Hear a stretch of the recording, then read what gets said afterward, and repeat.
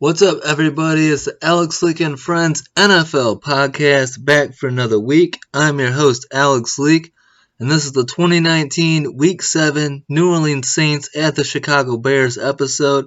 The 5-1 Saints at the 3-2 Bears. Big game. Bears coming off their bye week, looking to fix some issues, coming off a loss to the Raiders that dropped them to 3-2. And trying to bounce back in a big way against the Saints, who have gotten out to a hot start this year.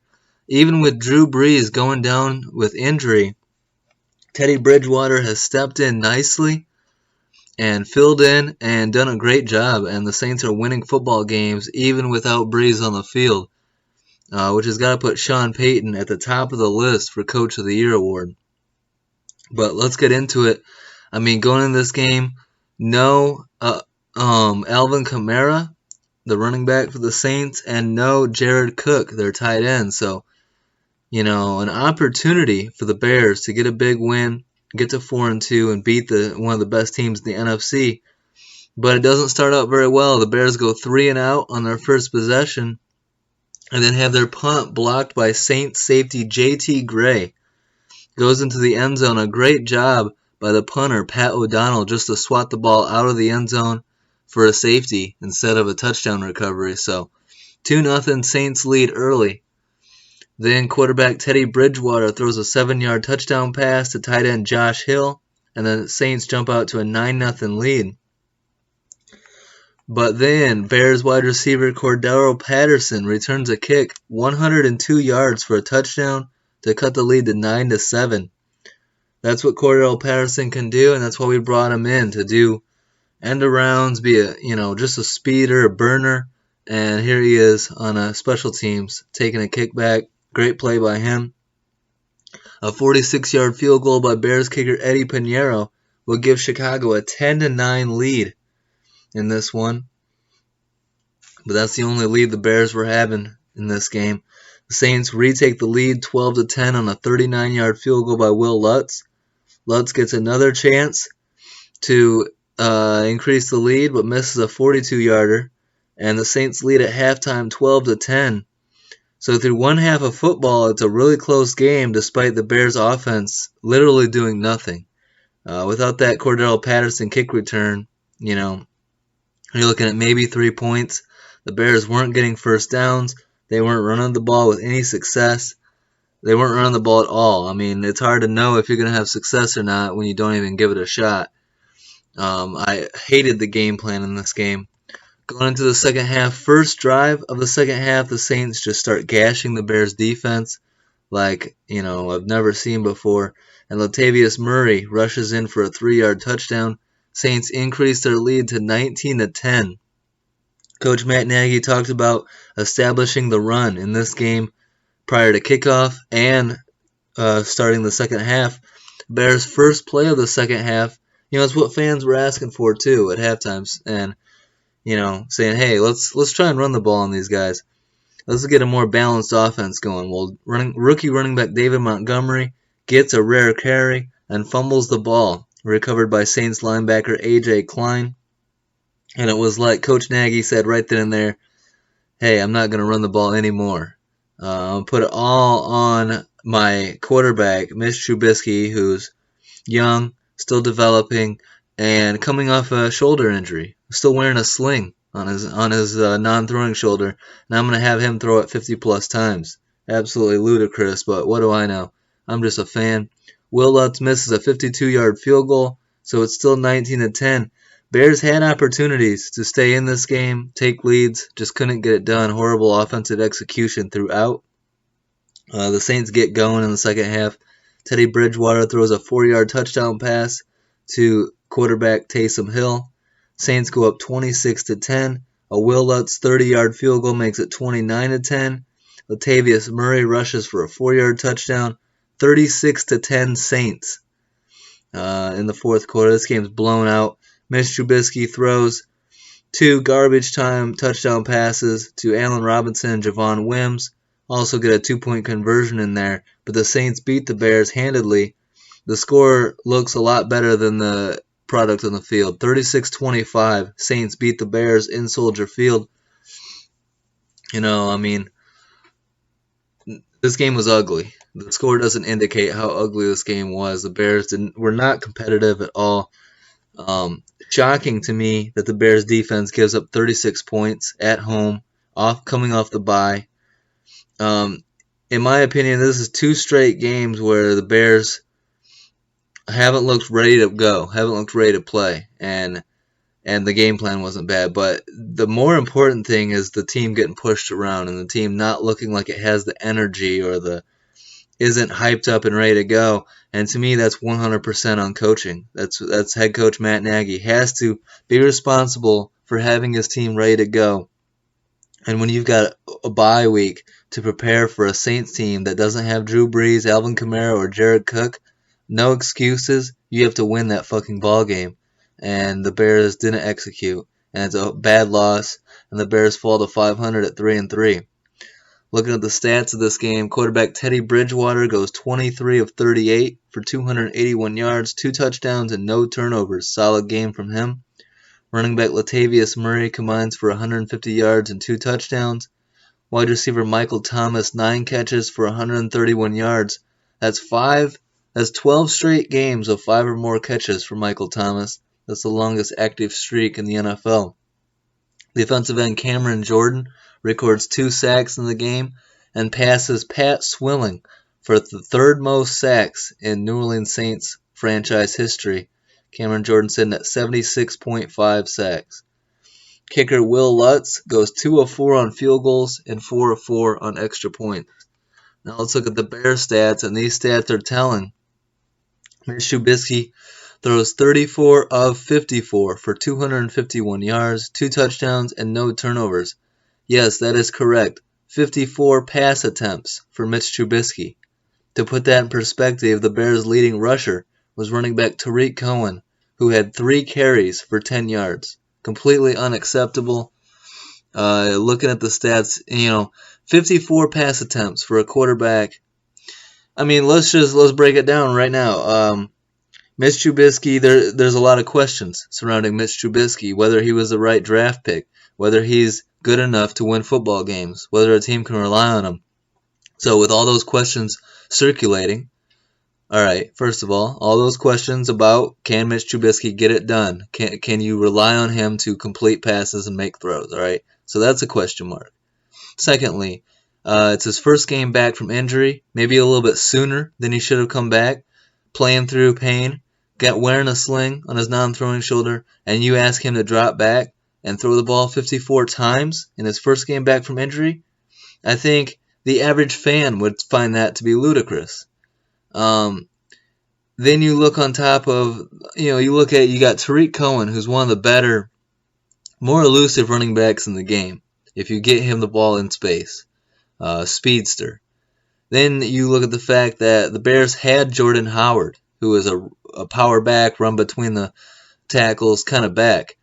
And they got rid of him because it was widely believed that he wasn't a great fit for Matt Nagy's scheme. So you trade up in the draft to get running back David Montgomery out of Iowa State, who led the college football in broken tackles last year. So you do that, you trade up to get him, and I believe he only had 3 rushes in this game as well, and a fumble lost. Fumbles happen. One fumble and 3 carries isn't a sign of bad things to come. It's a sign of you not getting him the ball enough and him not being comfortable, not in a rhythm. You got to feed that guy. You got to get the rookie going and feeling comfortable. He's new to the league. You got to get him used to taking these hits and see what he can do. But Matt Nagy's not giving him a fair shot to run the ball and get going. Matt Nagy did a similar thing going back to, remember when Matt Nagy was offensive coordinator for the Kansas City Chiefs, and they make the playoffs. They had a home game against the Tennessee Titans with an 18-point lead at halftime, and Travis Kelce goes down with injury, and Matt Nagy was the OC, and the Chiefs abandoned the run game the entire second half and allowed the Titans to come storming back and beat them in the playoff game. I believe it was 22-21 with a 21-3 halftime lead. 18-point lead, and you blew it because you didn't run the ball. Matt Nagy's got a history of this, of not running the ball. He did it against the Packers. Week 1. I believe Trubisky threw the ball 45 times in that game, and you ask him to throw it 9 more times than that in this one and run the ball even less. Completely unacceptable offensive game plan by Matt Nagy. So not only I blame Nagy on 2 respects. I know everyone wants to jump and throw shade at Trubisky, and that's what the national media narrative is oh, Trubisky sucks and blah blah blah.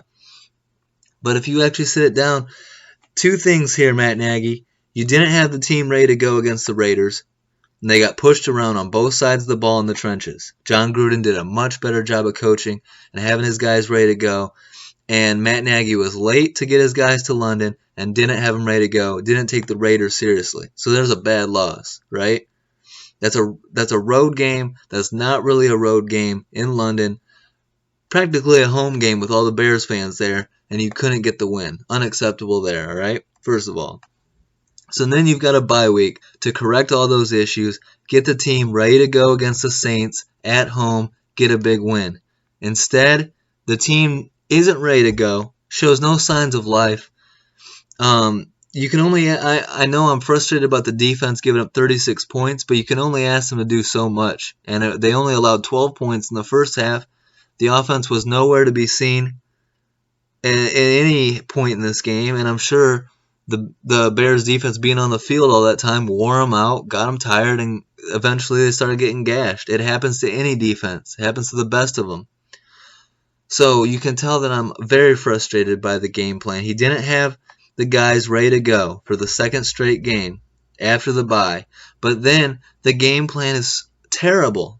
54 pass attempts for Trubisky and 7 rushes. The Bears rushed the ball only 7 times in a game, which is a new franchise record for least amount of rushes in a game. This kind of game makes me wish Lovie Smith was still around, because Lovie was always, we get off the bus running.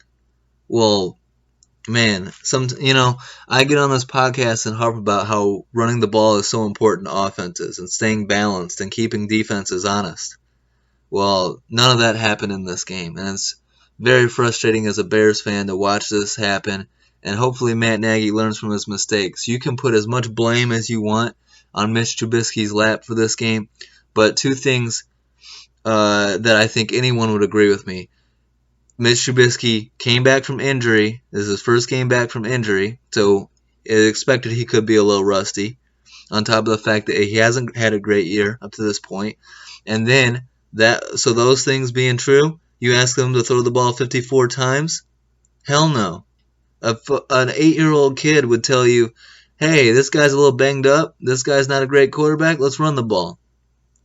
Let's hide Mitch Trubisky's issues by running the ball and giving him, easier reads out of play action and easier, open guys. Instead, you ask him to drop back 54 times, and the Saints defense knows to just sit back and play coverage and drop all your guys and play a dime defense, play a nickel defense, and it's just unacceptable. Horrible game plan. Allen Robinson, 10 catches for 87 yards and a touchdown. Kicker Eddie Pinheiro, 1-for-1 field goals, 2-for-2 on extra points.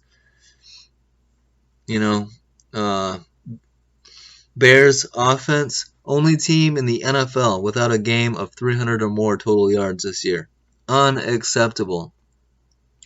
I know it's easy for fans to point out, and it's a good joke that Mitch Trubisky sucks, and he's the reason for the offensive woes.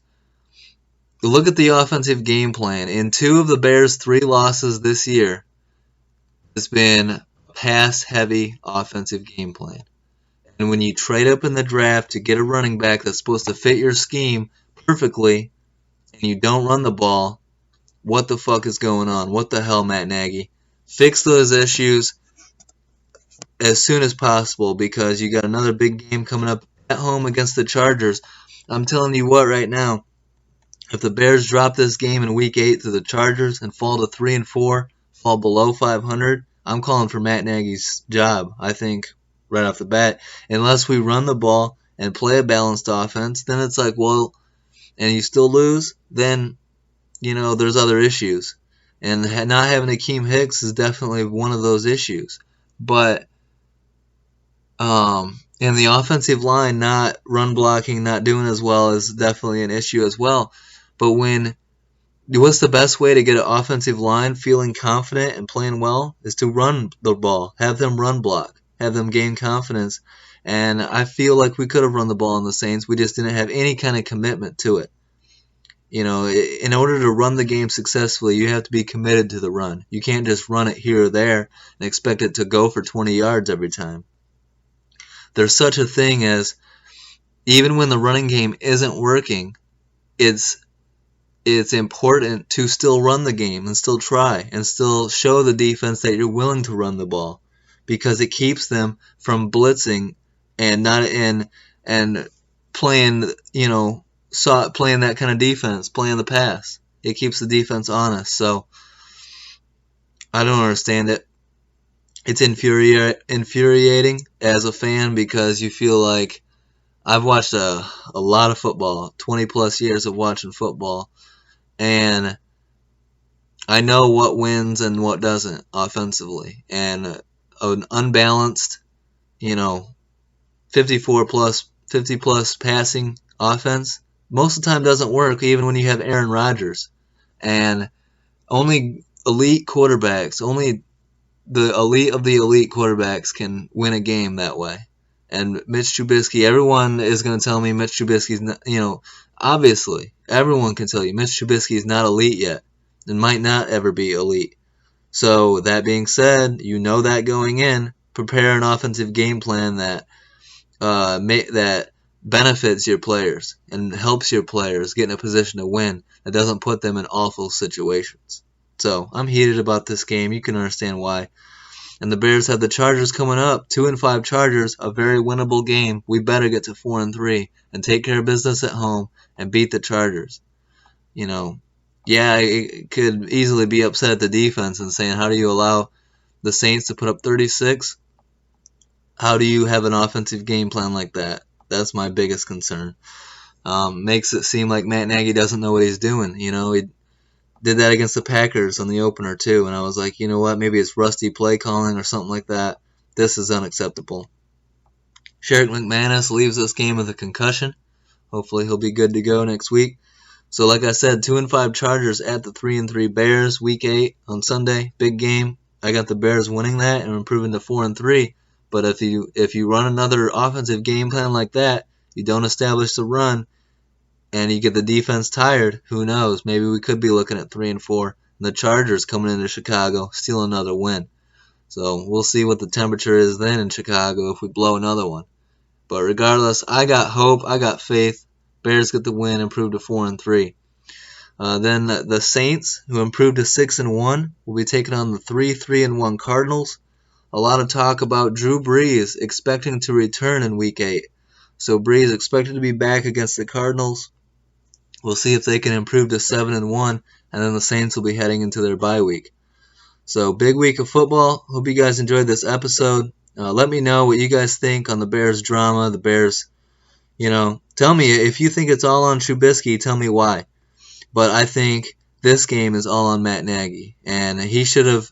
He should know better than anyone that Matt Nagy's coming, or that Mitch Trubisky is coming off an injury, and isn't going to handle throwing the ball 50 plus times, really ever. He's not that kind of quarterback.